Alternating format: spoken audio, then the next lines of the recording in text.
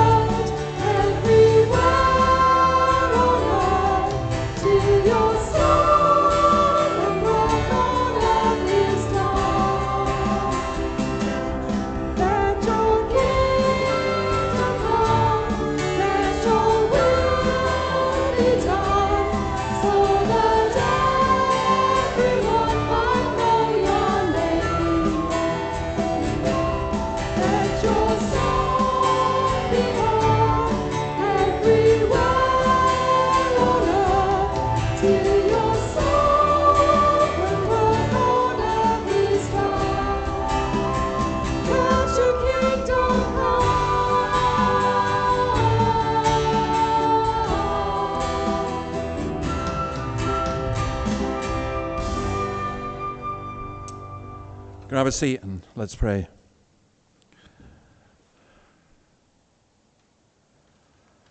Lord, this is our desire. This is what we want. We want your kingdom to come, not our kingdom, not human rules, not the constantly changing, fickle hearts of rulers and leaders. We want your kingdom to come in our lives, in this church, in this community, in our families, in this nation, throughout the world. Lord, we long for the glory of your kingdom to be shown and demonstrated. Sometimes we find it hard to see that. Sometimes we see only a tiny cloud or a grain as small as a mustard seed. But we thank you that that grows into a mighty tree. It grows into a great refreshing. And we ask that you would grant that, even with us tonight, as we look at things that are so important for us, that we would be conscious of you speaking to us. We pray for those amongst us who are discouraged, those who feel down, those who are confused, those who are bitter and angry, those who are self-absorbed.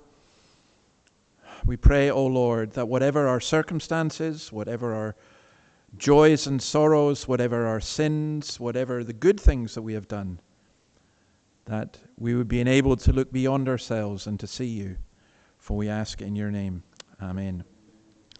Let's sing the song By Faith.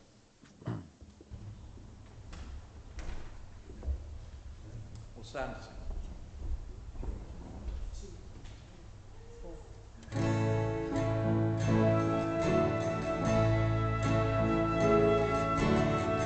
By faith we see the hand of God in the light of creation's grand design, in the lives of those who prove his faithfulness, who walk by faith and not by sight.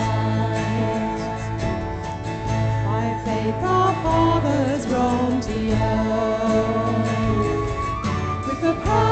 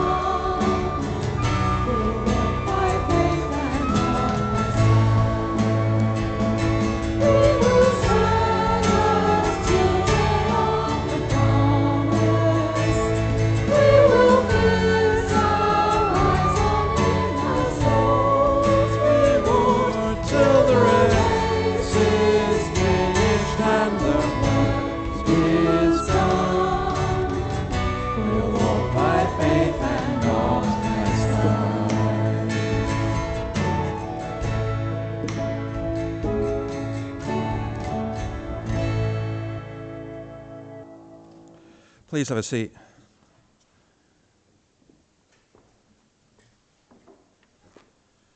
Just a couple of notices. Thanks to Jacques for preaching last Sunday. And the good thing about modern technology is we don't have to rely on word of mouth, so we got to check for ourselves. It was great. Loved it. Thank you so much. And next Sunday, I think we've got 2 more in Ecclesiastes before we go back to the Gospel of John. I did want to say something about our morning service. We're shifting the time from 9:30 to 10 o'clock, which is great that we're able to do that. And then those of you who are here this morning, you'll have heard brother and sister, Jed and Rose, and we're going to start a teenage Bible study, which will be the first and third Tuesday of every month. And what we're going to do is, just between 5 and 6, we're calling Bible Unplugged. We'll meet in the hall, gather from 4:30 onwards, and then between 5 and 6, what the teenagers are going to do is they're going to choose a book of the Bible, and every time they choose a book, they have to go away, and they've got 2 weeks to read it, and then we'll discuss it after the 2 weeks, after they've read it. As I was saying this morning, I hope nobody will choose Psalms for the first one, because that might be a bit much.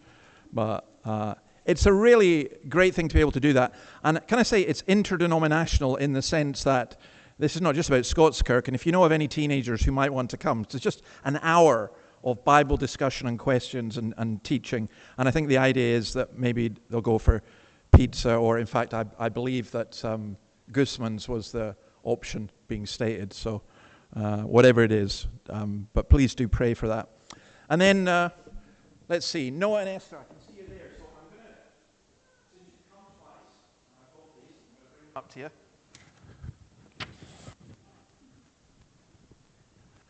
It's nice to see you. So this is what you had this morning, but you can do it again. And Kathy's here, so you can actually give her them when you've got them back, okay? So how are you guys anyway? You good? What have you got? A sticker? Oh, has it got your name on it? No, we should give you stickers when you come in so that we know your name. Oh, yours is Noah.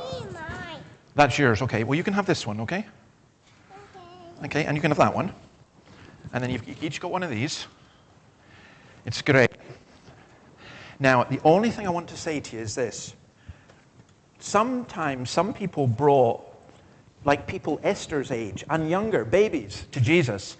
And you know what his disciples did? They said, oh, shoo, get the children away from here. But Jesus said, no, you have to let the children come.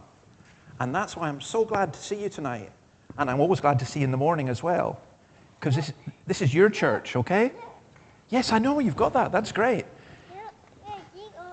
Yeah, you can do it all. So you do that, and you can show me at the end, and show Kathy at the end, okay? All right, guys, good to see you.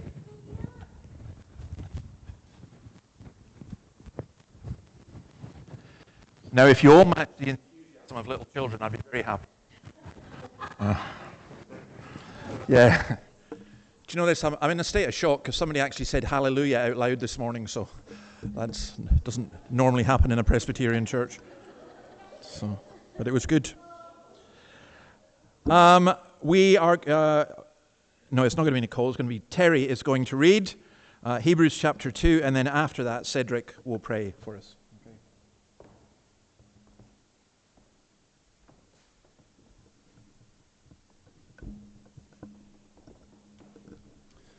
Okay.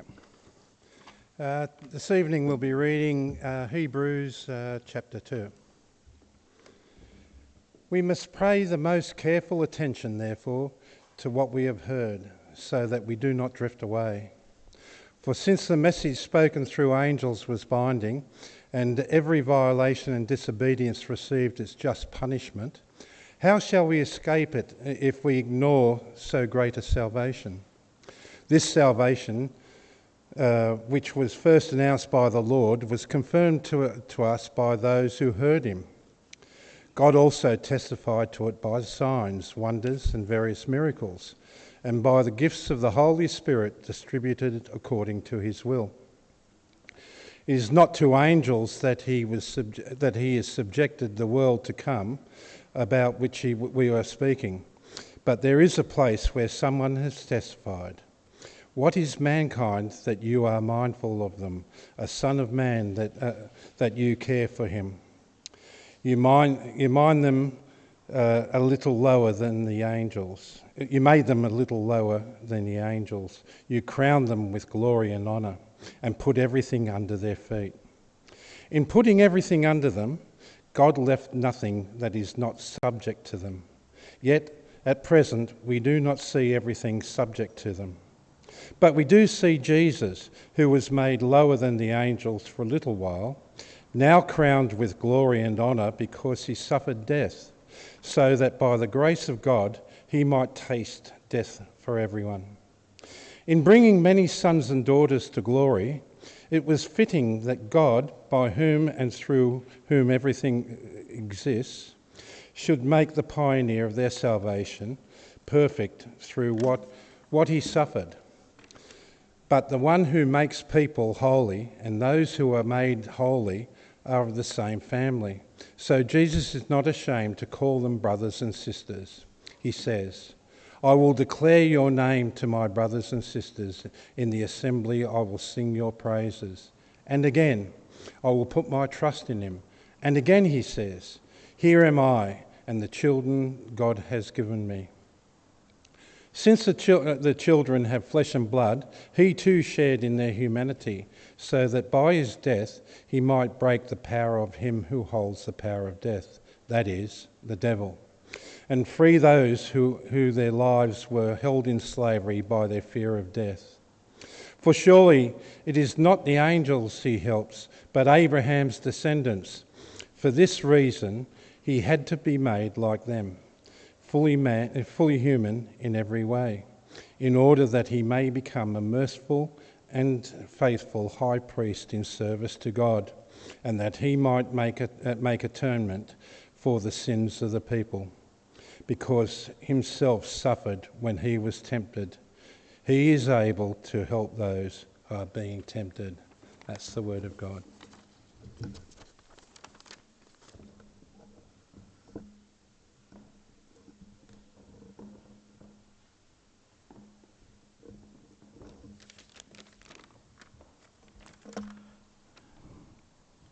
Let's spend a moment before our awesome God in prayer. Let's pray. God, we thank you that we can meet here to acknowledge you as God, because there is none other. We thank you for all the blessings from you, given into our lives daily in your call and care for us, your people, as we humbly gather now to worship you together in prayer with songs of praise to you, to hear your words for us in scriptures kept for us, to read, mark, learn, and grow in Christ as we seek your will in our lives. Lord God, we know that salvation is found in none other, and you are the holy name under heaven by which we must be saved. So please help us to turn from all our ways in all parts of our lives, to seek and follow our Saviour Jesus into all your promises in Christ. Open this evening now our hearts and minds in this meeting together to be able to understand what you want us to hear and do in this life under your will for us. Father God, we also pray for your will to be done in all the earth, under all who hold places of leadership, that they will seek truth from you alone, you who have created all things, so that the world and all people will live well, as right now we see so many separations from reality under your godly plans for all people and all places that you have made. We remember and thank you for your people Israel, under your eternal plans for them. So, Father, give us that all due patience as we wait for your kingdom to come. Father, we see that we are many, yet we are one body in union with Jesus, and we're all joined to each other as different parts of the body. Please help us to use our different parts and gifts given in accordance with your grace given to us, toward your eternal plans in the redemption of all things to come, under your will, and when, as we surrender all of ourselves, all of our lives to you. So we thank you, Lord, for your ministries here at Hamilton, in Newcastle, in Australia. We ask also that you lead us into all such works and things that you have prepared for us in helping those who need new and real life in Christ, as we see many sad situations all around us, many sad people. And now, Father, all praise and glory be to you, Father, Son, and Holy Spirit, now and forever, as we ask all these things in the name of our Lord Jesus. Amen.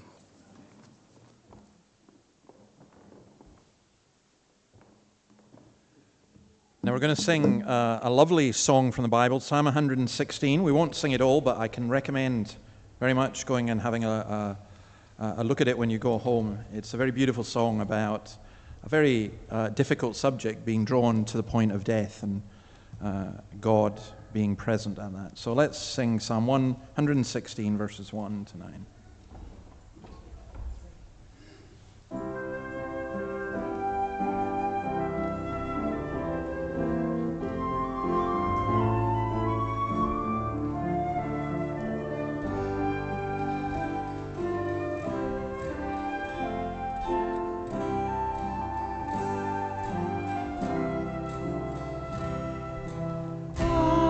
I love the Lord because He heard my voice. He listened when I cried to Him for aid. I'll call on Him as long as I shall live. Because He turned to Him when I prayed. Dark cords of death gripped and entangled me. Upon me came the anguish of the grave. With grief and trouble, I was overcome. Then on the name of God I called, Lord, save. The Lord our God is kind and full of praise, both righteous and compassionate is He. The Lord protects all those of childlike faith. When I was in great need, He rescued me. Rest, O my soul, God has been good to you. For you, O Lord, have saved my soul from death, my feet from stumbling, and my eyes from tears, that I may live for you while I have breath. Please have a seat. Now we're going to look at the book of Ecclesiastes. We're at chapter 9, and we're going to look at verses 1 to 10. I'd entitled it, Your Destiny. When you think about destiny, it sounds like a really bad soap opera, or a band, or I don't know, it's kind of people have it in a very positive sense. It's maybe not so positive initially in this, but we will get there. Can I ask, were any of you at the country music festival yesterday? Anyone admitting good taste? Yes, there we go. You could hear it. Well, you live there, so yeah. Yeah.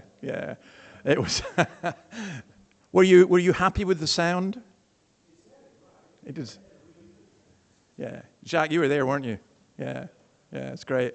The only reason I'm mentioning it partly is because when I came by the church yesterday at the bus stop, there were 4 guys in cowboy hats, and I thought I'd landed up in Texas or something, and one of them had a guitar, and I thought, oh, I'll bet you there's a country music festival. And then Jack told me, I never thought about it, then Jack this morning said, oh, I was at the country music festival. And there was thousands, wasn't there? Yeah, it was huge, between 10 and 20,000, I think I heard. I don't know if you like country music, but when I think of country music, I remember a comedian once saying that a country song was about how your dog has died, your wife has just left you, you've lost your job, and it's sung so happily.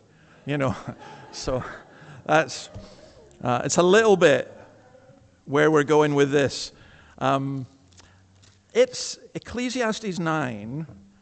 Let me just read the first 3 verses. I reflected on all this, says Solomon, and concluded that the righteous and the wise and what they do are in God's hands, but no one knows whether love or hate awaits them. All share a common destiny. The righteous and the wicked, the good and the bad, the clean and the unclean, those who offer sacrifices and those who do not, as it is with the good, so with the sinful, as it is with those who take oaths, so it is with those who are afraid to take them. This is the evil in everything that happens under the sun. The same destiny overtakes all. The hearts of people, moreover, are full of evil, and there is madness in their hearts while they live, and afterward they join the dead. Okay, it's not particularly cheerful, is it? And yet it is very, very, very important. Woody Allen once said, "I'm not afraid of death, I just don't want to be there when it happens," which is a kind of typical Woody Allen quote. I remember listening on the radio, I think it might have been the BBC, it was the BBC, Radio 4, I think. There was an elderly lady who was complaining that there was no one preparing her for death. And she said, I went to the local vicar and asked him about the funeral, and he just dealt with the technical stuff. He didn't deal with what was really on her heart. And I suspect that death really is the taboo subject.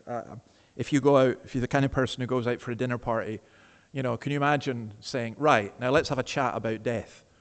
They'd say, no, even that, we'd rather do politics or something. There are certain subjects, and this is one of them.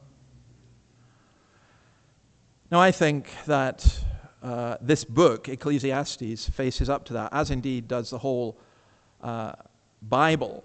I think what we're looking at here is the preacher looking at the power of God and the fact that humans have nothing except consciousness. And so he's already said, who knows what's going to happen? And he says, we don't know. And as he's reflecting on this and he's thinking about it, he says, I do know this about every single person. And I know this about every single person in this room. Every single one of us is going to die. And that is a hard reality to face. So people say, well, let us eat, drink, and be merry, for tomorrow we die. So let's look at these first 3 verses first of all. Now, what's he saying? He's saying that death comes to all indiscriminately.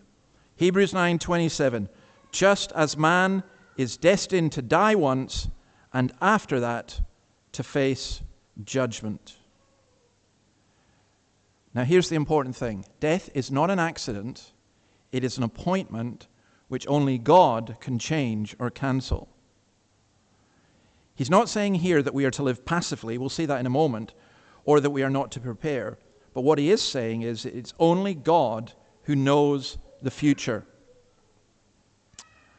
I got sent one of these things, an advert for an app, that you can determine how long you're going to live according to filling it out. I was really tempted to fill it out. And the bad news is for you, I'm going to live till I'm 127. No. No, I just thought, what a daft thing. Do people really fall for that kind of stuff? And I mean, who knows? It could be genetics. Your parents lived for ages. you're Methuselah's child, you're thinking, well, I've got a really good option here. But there could be a whole bunch of just completely random stuff that hits. We do not know. And that in itself is terrifying. I think one of the most definitive experiences for me in my life was coming out of my bed about 3 o'clock in the morning, and my daughter was sitting on the stairs crying her eyes out and I asked her what was wrong, and she said, I don't want to go to eternity. I can't get eternity. And I just thought, I understand that terror, because it was terror. And I really understand it. You know, life kind of makes sense. Death doesn't. In fact, to Solomon and in the Bible, death is an evil. And that's why in the presence of death, we feel so bad about it. And that's why we seek to escape it. And that's why he says in here that there's a madness linked in it all. It's linked with frivolity. In chapter 2, verse 2, he talks about frivolity. But he talks about there's madness in their hearts while they live. So inside us, there's something, it's a strong word he uses, it's something irredeemable and dominant, and it's kind of like a wild lifestyle. Life is mad, and we can spend, we can fight, we can do whatever we do, and yet the last enemy is always there. I don't know why, maybe it's because I read the Newcastle Herald, but it seems to me that every week I'm reading of yet someone else who's died in a car accident, completely at random. That's what it appears like. We can defeat all our enemies, maybe we can, except this one. Hebrews chapter 2, verse 15 puts it really, really succinctly. Jesus came to free those who all their lives were held in slavery by their fear of death. And you might say, no, that's not me. I'm not afraid of death. Well, you're disconnected from reality if that is the case. And you're living in a fantasy world if that is the case. We, in reality, are held in slavery by our fear of death. So verse 2 tells us something. All share a common destiny. We're all going to die. But then says something that you would never expect the Bible to say. We all have the same destiny, whether we're righteous, wicked, good or bad, clean or unclean, those who worship, those who don't. And the question then becomes, well, if we're all going to die, the good as well as the sinful, what's the point of being good? You might as well just do whatever you want. And the secularist really has no answer to that. I was reading some horrific history recently, and part of the horror of it is the people who committed horrific acts thinking, well, we'll get away with it because there is no God, there is no judgment, there is no heaven, there is no hell. For them, death has no sting. In 1 Corinthians 15, Paul says, the sting of death is sin, and the power of sin is the law, but thanks be to God, he gives us the victory through our Lord Jesus Christ. The fact is, every single human being has this burden within them, as we've seen in chapter 3 of Ecclesiastes, that we have the burden of eternity within us. It's why we're afraid of it. It's why, despite people constantly telling us, oh no, don't worry, you know, you die and that's it. I read a book from a children's psychologist trying to explain to children saying, children instinctively knowing that they go on after they die, and he's trying to explain to them that no, that's not the case. But it is. And that's why here, there is just, this is a harsh reality, but all of you know that it is true. That it is true. Maybe even as a Christian, let me confess this to you. As a Christian preacher, as a minister, for many, many years, I refused to face up to the reality of death. I hadn't seen much as a child or a teenager, and in modern culture, many people are protected from that. And so actually, I think the second funeral I was at was one I was conducting as a minister. It was ridiculous. I was 24 years old, and I was suddenly conducting loads of funerals every year, as if I knew. I had the Word of God, and that was much more important. But then you kind of see more and more of it. But for me, it was also a subject I really wanted to avoid. And what I mean by avoid is I didn't want to think about it. I could talk to other people, but I didn't want to think about it in myself until a few years ago, I pretty well came face to face with it personally.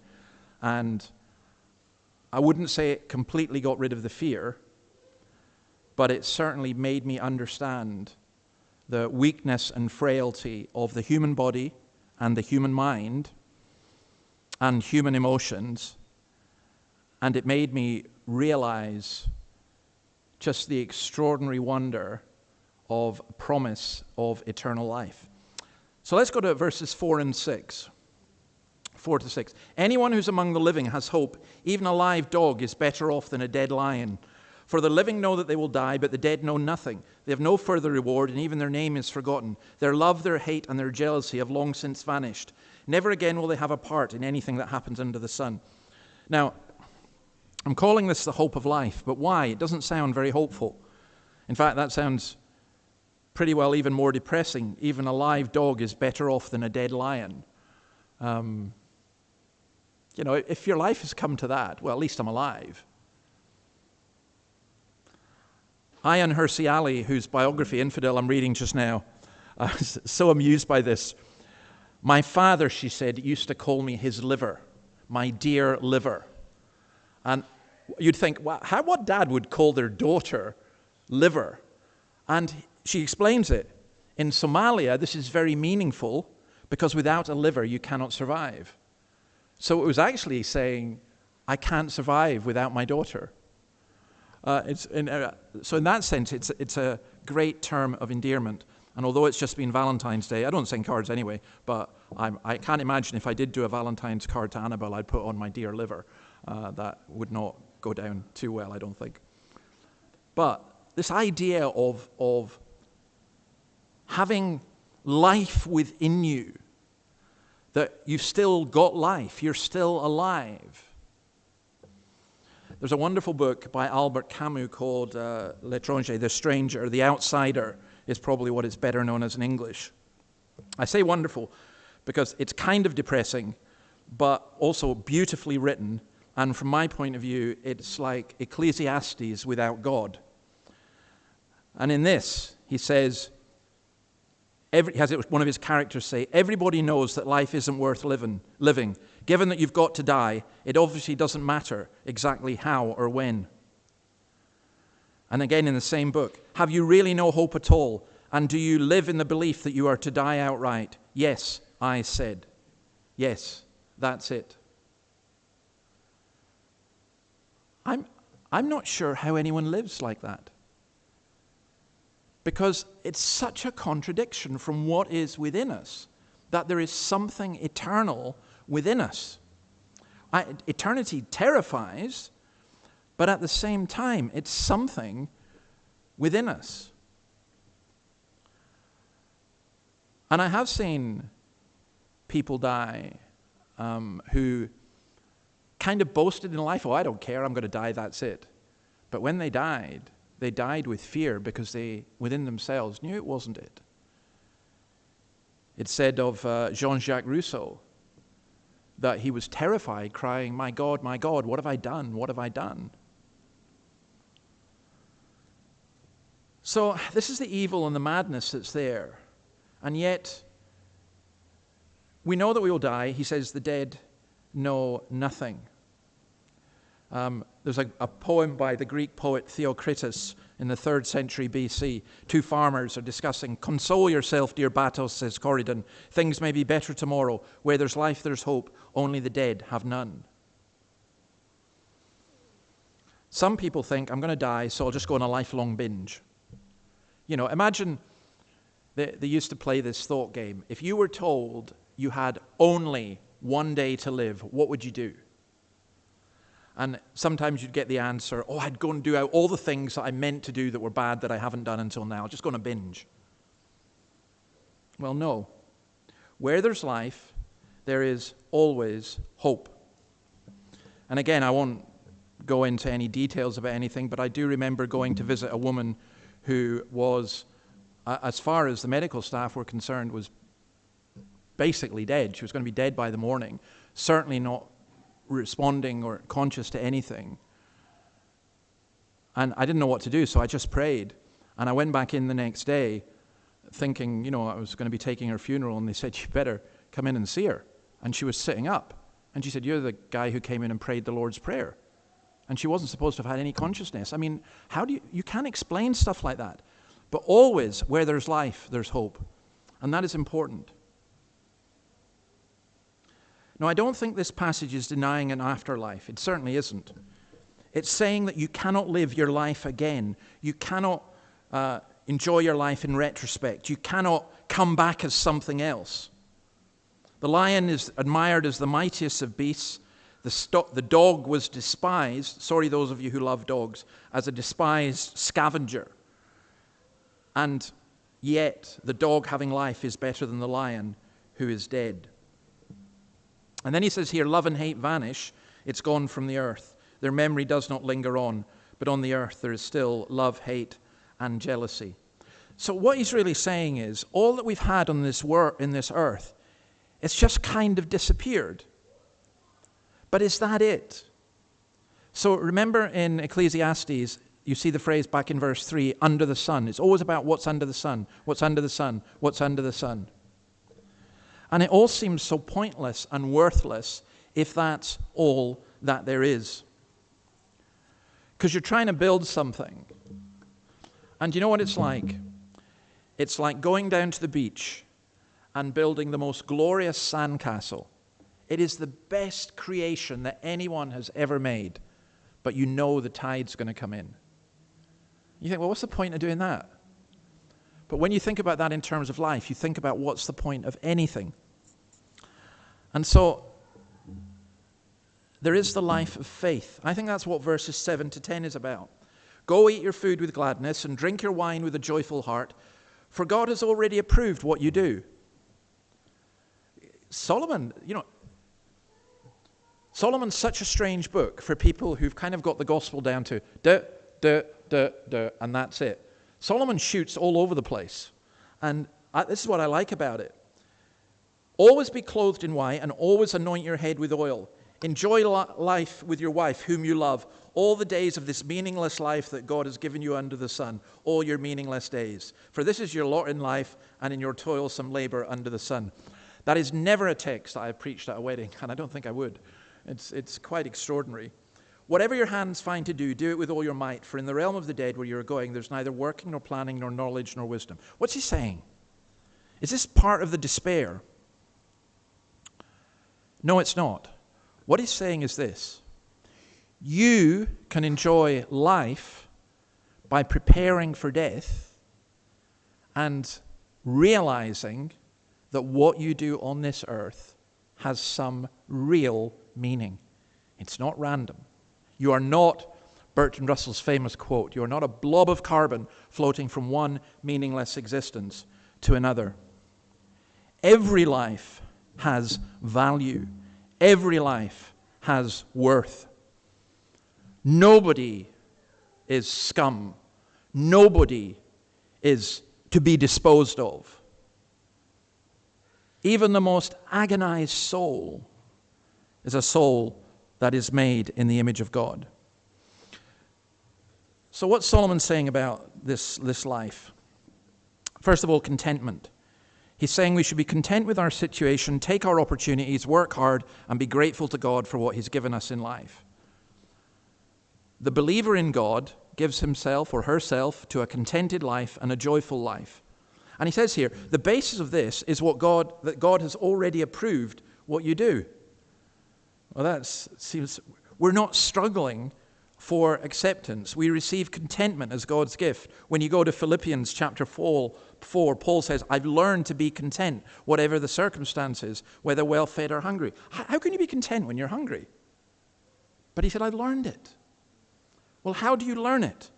It's not a kind of stoical, oh, well, whatever will be, will be. It's just, I know that my times are in God's hands, and I trust God. We receive contentment as God's gifts. And then comfort. Always be clothed in white, and always anoint your head with oil. White garments and anointing oil made life a lot more comfortable in such a hot climate. I guess it's a bit like, always have suntan cream and, get air conditioning or something. It's similar to that. Food, clothing, and ointment were seen as the essentials of life. And what he's speaking of here is organic life or real life. This is the life you enjoy. And he's saying it's a bit like the difference between real food and junk food. It's the difference between... my parents lived in a place called Port Mahomack. They had their own hens and had eggs, and the eggs were fabulous. And people came from all over to get them. And you got them, and when you cracked them open, they were rich and golden inside, and they tasted wonderful. And then you go to the supermarket and get the factory eggs, and they were pale, and they just seemed disgusting in comparison. What he's saying here is, enjoy the life that God has given you. Enjoy real food. Enjoy real life. See, here's the paradox. In a world that says it doesn't believe in an eternity and in a heaven or hell, do we have more real life? No, we don't. We have fast food, full schedules, easy get in, get out relationships, get rich quick, and all the rest of it. No. Solomon says, enjoy your meals. I thought you might or might not be interested in this. The average Jewish family began the day with an early snack, and then they had a light meal, what we might call brunch, sometime between 10 and noon. The family didn't eat together until after sunset, because when their work was done, they then gathered for the main meal of the day, which consisted largely of bread and wine or milk and cheese, with a few vegetables and fruit in season, and sometimes fish. But meat was very expensive, so they didn't have much meat, and was served only on special occasions, hence the fatted calf. It was a simple meal that was designed to nourish both the body and the soul, for eating together, breaking bread, was a communal act of friendship and commitment. That's why in Proverbs 15:17, Solomon says this, better a meal of vegetables where there is love than a fattened calf with hatred. Or Proverbs 17:1, better a dry crust with peace and quiet than a house full of feasting with strife. So he's saying, this is how you enjoy life. You enjoy the basic things. You enjoy the good things. You eat together. It's possible the oil in the white robes may refer to special occasions, and Solomon might be suggesting, why don't you make every occasion a special, enjoyable one? And then he talks about companionship. Here he's saying, enjoy your marriage. Enjoy life with your wife whom you love all the days of this meaningless life. He's not saying, oh, well, you might as well just put up with it and get on with it. That's not what he's saying. The demands of marriage include the giving of affection whom you love. Husbands, love your wives just as Christ loved the church and gave himself for her. It's part of seeking lifelong enjoyment. Again, be careful, because there are people for whom God has given the gift of singleness. One of the great difficulties in marriage is both of you will probably not die together, and therefore there can be a tremendous loneliness, hence the Bible's importance on looking after widows. The marriage here that's spoken of is affectionate, it's lifelong, and it's monogamous. The key is commitment. Why don't you go with other men or other women? Because there's a commitment. And that commitment itself brings a security within the relationship, within families. It's not a cheap, throwaway thing. I find it incredible. Women as well, but it seems to me particularly men, the number of men who just walk away. I've had enough. I'm out of here. Solomon didn't live up to this, did he? We know his relationships weren't great. But I think he's writing this later in life and probably repenting. So he says that, and then the last thing he says is enjoy your work. Whatever your hand finds to do, do it with all your might. Life is to be active and energetic, practical and skillful. Because of our contentment, because of the comforts that we have from God, the gifts we have from God, because of companionship, we throw ourselves into life. If you're a pessimist, it's very difficult to enjoy life. You expect it to be miserable, and the only good thing in your life is you meet your expectations. No. And your emptiness cannot be filled up in retrospect. You know that thing that they always say, like, if you're on your deathbed, would you be wishing I spent more days in the office? If you're on your deathbed, whatever you wish is irrelevant. We don't want to live life with regrets. We need to be able to live life knowing that we have done what we could with the gifts God has given us. Jesus in John 9:4 says this, as long as it is day, we must do the work of him who sent me. Night is coming when no one can work. So we work with all our might. Whatever your hands finds to do means what is available for you and within your ability. I'd love to be a singer, but I can't be a singer.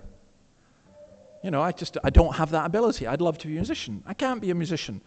You can spend your life thinking about all the things that you would love to be. And again, we tell our children this enormous lie in our culture. You can be whatever you want to be. Your potential is just absolutely fabulous and you can do anything. No, you can't. You can't do anything. Find out what you can do. Work with what you've got. And be content with that. Work with all your might. Now, I want to say that none of that, all of that would just be a moralistic pep talk if it wasn't for this. How do we get that contentment, that comfort, and that companionship? Go back to Paul. I've learned the secret of being content in any and every situation. How do we get it? We get it when we're prepared for death. John 11:25, Jesus said to her, I am the resurrection and the life. He who believes in me will live even though he dies, and whoever lives and believes in me will never die. Do you believe this? I do.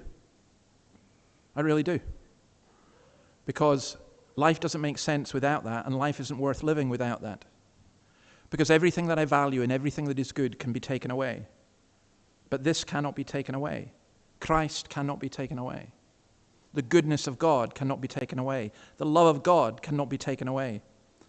The purpose and meaning that God gives cannot be taken away. Everything else can be taken away.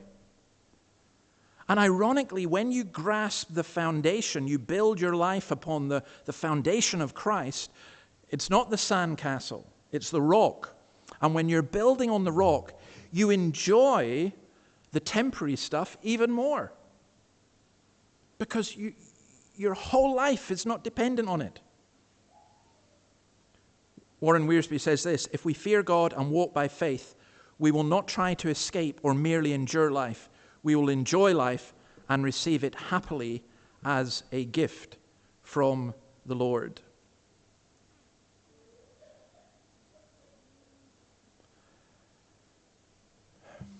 Sometimes you have to get very close to death to appreciate life. Sometimes you have to not be able to breathe to appreciate breath. Sometimes you have to be able not to eat to appreciate food. Sometimes you have to experience the most immense hatred to appreciate love. See, the thing is this. There is no security out with Christ. And in this life, you and I will face many hard, difficult, horrendous situations that if we faced up to them, we couldn't cope with them. We don't cope with them. But here's the most amazing thing. If we commit our lives to Christ, I'm coming back to Hebrews 2:15. He came to free those who all their lives were held in slavery by their fear of death. You may say, okay, fear of death is not my my thing. It's this fear or it's that fear. But whatever it is, it's a fear. You're held in slavery by fear.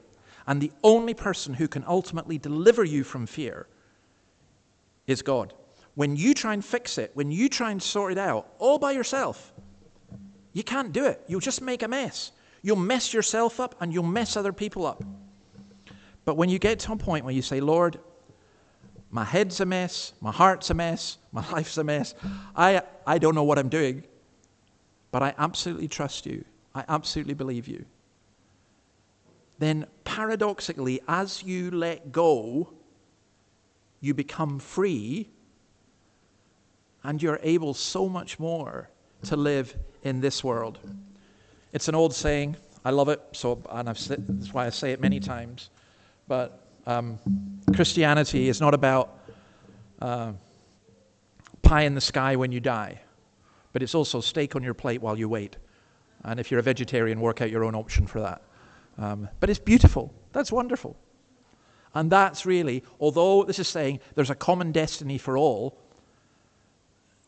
Jesus says that. The Bible says that. It is destined. Man is destined to die and after that to face judgment. Would you really want to face judgment without Christ? Actually, let me go even further than that. How can you face tomorrow without Christ? You don't need to. Let me just pray. Lord, we thank you for your word. We pray you'd bless it to us, and we pray that each of us here would understand it and apply it. And may it be that each of us has placed our faith and trust in you. Help us that we know our destiny is to be with you, that we've committed our life to you. And grant, O God, that in all things we would be able to live with joy because we anticipate the joy of heaven. In your name, amen. I'm not going to take any questions except one. Did I have a Reddit one back there or not? No, I didn't. Oh, yes, I did. So this was just some of the things I got thrown at Reddit. So I promised I'd do one every week until I got through them all the ones that I could print anyway. Sounds like religious proselytizing, trying to push everything happening as being out of immorality. It's not too bad. I said that to the person who said that. I said, no, we don't do religious proselytizing because we're not really into religion. But we do think that bad things happen because of immorality. But where does morality come from? So I'd said that racism is immoral. Misogyny is immoral. Violence is usually immoral. And how do we know what's right? How do we know what's wrong?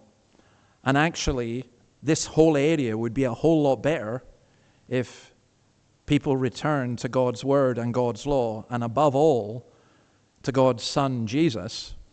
We don't proselytize in the sense of trying to get people to come into our religion. That's not what we do. We go and we offer life to people who are spiritually dead, and we offer that through Christ. So for me, that is absolutely the fundamental difference. The question is not, or the comment is not particularly a bad one, but it needs to be unpacked and redone. Okay, I think we'll finish. We're going to sing the song In Christ Alone. This is our hope, isn't it? So let's stand and sing this, and then after we've sung it, please remain standing for the benediction.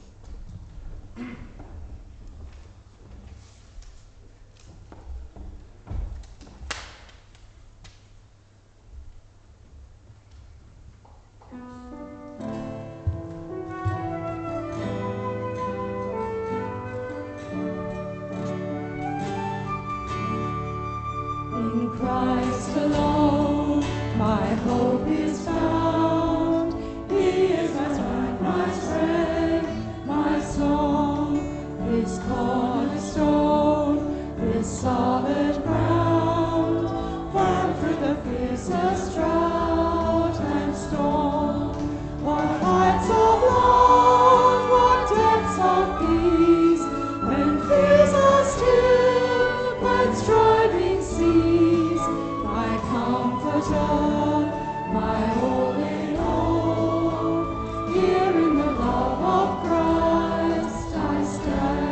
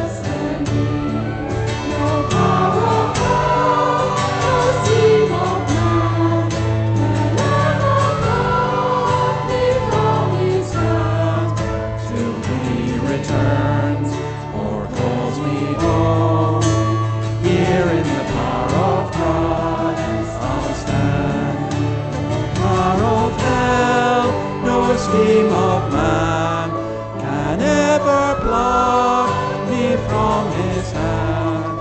Till he return or calls me home, here in the path of Christ I'll stand.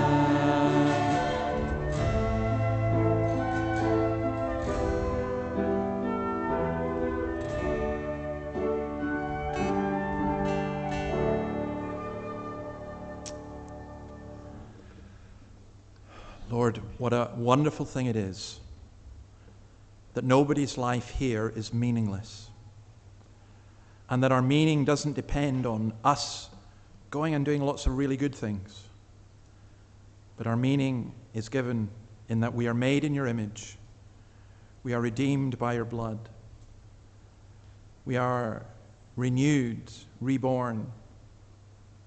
And I pray for any for whom that is not their experience yet, that they would just plead to you, O Lord, save. And I pray for those of us who have already done so and yet at times wander away, turn us back, that we might realize that everything we do in this life has significance because of what you have done, because of where we are going. We ask this in your name. Amen. Okay, folks, see you next week. If you did have questions, just ask me at the door or email me or come and see me. You're very welcome.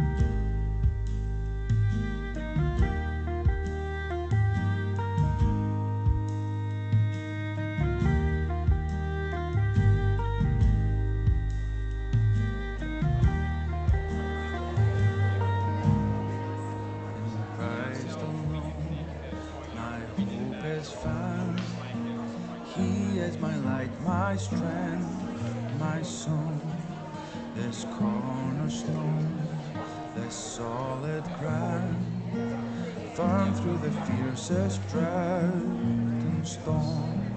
What heights of love, what depths of peace, when fears are stilled, when striving cease, my comforter, my all in all. Here in the love of Christ I stand.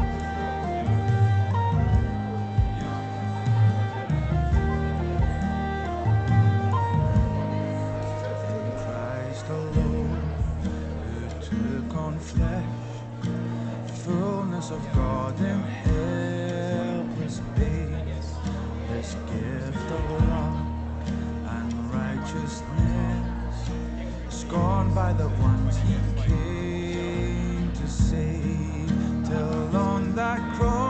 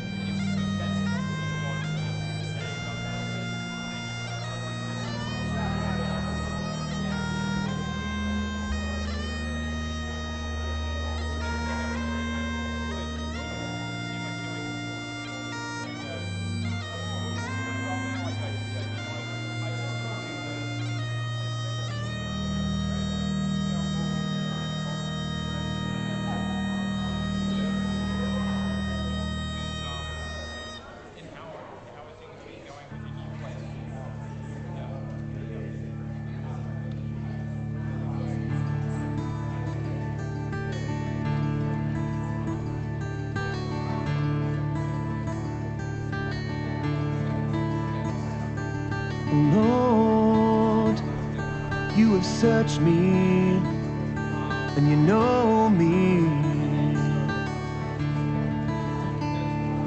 You know when I sit and when I rise. You perceive my thoughts from afar. You discern my going out and my lying down. You are familiar with all of my ways. Before a word is on my tongue, you know it completely, Lord. You know it completely. You hand me in behind and before. You have laid your hand upon me. And such knowledge, Lord, is too wonderful for me, too lofty for me to attain. Where can I go from your spirit? Where can I flee from your presence, Lord? If I go up to the heavens, you are there. If I make my bed in the depths, you are there. If I rise on wings of the dawn, if I settle on the far side of the sea, even there your hand will guide me, and your right hand will hold me fast. If I say surely the darkness will hide me, and the light become like night all around me. Oh Lord, even the darkness will not be dark to you. The night will shine like the day. The darkness is as light for you. Created my inmost being. You knit me together in my mother's womb. Oh, and I praise you because I am fearfully and wonderfully made. Your works are wonderful, I know that full well. If I go up to the heavens, you are there. If I make my bed in the depths, you are there. If I rise on wings of the dawn, if I settle on the far side of the sea, even there your hand will guide me. And my frame was not hidden from you, Lord, but I was made in that secret place. When I was woven together, when I was woven together, in the depths of the earth, in the depths of the earth. With your eyes, they saw my unformed body. All the days ordained for me were written in your book. Before one of them came to be, they were ordained for me. They were ordained for me.